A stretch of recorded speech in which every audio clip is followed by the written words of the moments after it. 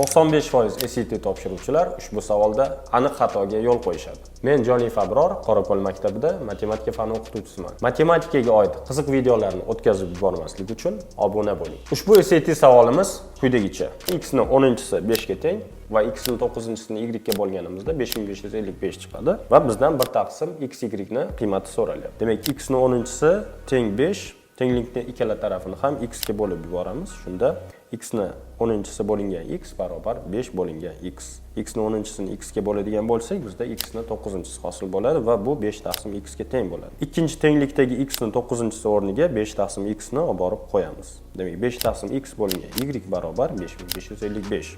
X y ga ko'payib, demak 5 taqsim x y hosil bo'ladi va 5 taqsim x y 5555 bo'ladi. Tenglikning ikkala tarafini 5 ga bo'lib yuborsak, 1 taqsim x y barobar 1111.